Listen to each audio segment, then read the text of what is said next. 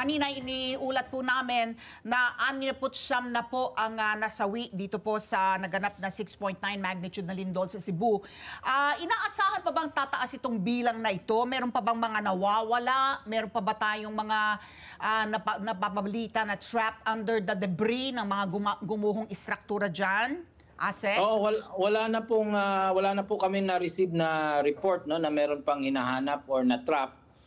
So more or less, yan na po yung numero na tinitingnan natin. But of course, we cannot discount a small possibility na meron pa rin namang madagdag dyan na konti, no? Or upon validation, baka bumaba yan ng konti. But more or less, yan na po yung numero natin. Nasa 70, I think 73 na, no? Tumaas yan from 69 kahapon. I-follow up ko lang, kasi itong mga ulat na natatanggap natin, more or less dun sa mga urban areas, Pero ang iniisip natin kung accessible ba yung mga tinatawag na hinterlands po ng Cebu, no? Doon sa mas liblib na lugar, yung mga rural areas, kung saan maaaring meron ding mga namatay o nasaktan. Opo. Yan po ang inaano natin ngayon kasi meron pa pong areas na we're still receiving reports na hindi pa nakakaabot yung tulong, pero we're getting updates naman from that area. So like doon sa isang isla, no, may mga islands kasi dyan ng mga barangays, we will just push yung pagdala ng mga logistics doon at mga iba pang tulong po. Asek, yung nakakalungkot na balita, no, may liga po ng basketball na naglalaro the other night, tapos marami po sa ating mga parang mga galing po sa Bureau of Fire Protection, no. Unfortunately, sila po ay naging casualty po dito sa nangyaring lindol the other night. Ang tanong ko po, may sapat ho ba ng mga rescue officers ang Cebu na para po matulungan ang ating mga kababayan para sa search and retrieval, search and rescue? How is the manpower po in terms of logistics po dyan po sa Cebu?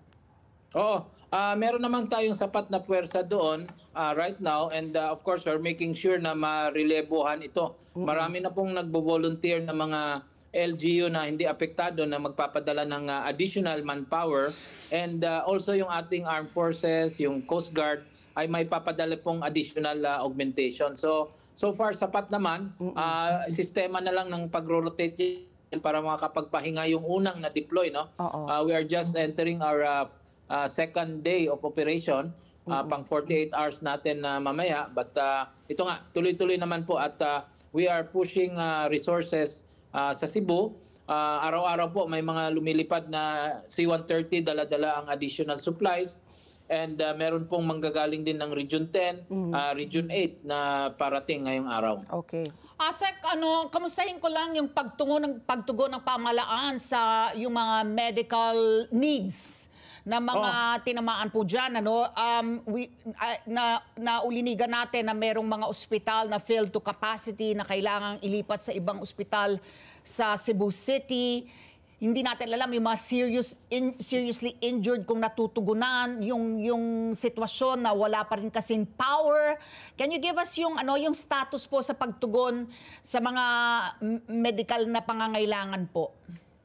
Nag-augment na po ang DOH doon sa Bogo City District Hospital ng isa o dalawang team, no, of doctors and nurses para ma-augment yung mga medical personnel doon. So ang ginagawa po ngayon ng DOH ay dinidecongest yung Bogo, dinadala sa Cebu City or some neighboring medical facilities yung ibang mga injured natin at yung mga nangangailangan ng immediate medical attention. So kasi overwhelmed po talaga ang Bogo City District Hospital. Ibig sabihin na marami pong pasyente silang inaasikaso. But meron na pong solusyon ang DOH dyan, and it has been activated. Nagpadala na ng additional resources, and meron na po tayong mga receiving hospitals sa Cebu City para tumanggap po ng mga pasyente na galing sa mga affected areas. Hingi lang ako ng update, ASEC, dito kasi nakikita natin na nasa tents pa yung ibang kababayan natin at doon tinutugunan yung kanilang pangangailangan. Dahil nga sa takot din na meron pa kasi daw aftershocks, no? Kailan po babalik sa loob yung ang operations po nito? Kung kinakailangang i-check muna yung structural integrity po ng ating mga ospital at kahit yung iba po nating mga infrastruktura at mga buildings po dyan. Oo, tama yan. Kahapon po, nag-mobilize na ng additional personnel ang ating DPWH para pabilisan yung mga assessment ng unang-una mga eskwelahan natin. Kasi we have to make sure itong mga building natin na mga ginagamit as school facilities ay safe para hindi lang during evacuation but also pag nag-resume na yung regular na classes, no? Second, yung mga hospitals, it has to be checked. Dapat ma-declare na safe to occupy yung mga facilities na yan. And of course, yung mga bridges. Yan po ang mga importante tatlong facilities na kailangan na siguraduhin ng DP na maayos at maging safe para magamit. Ngayon, there are other facilities po na private property na hindi po sakop technically ng DPWH, but we will assist them.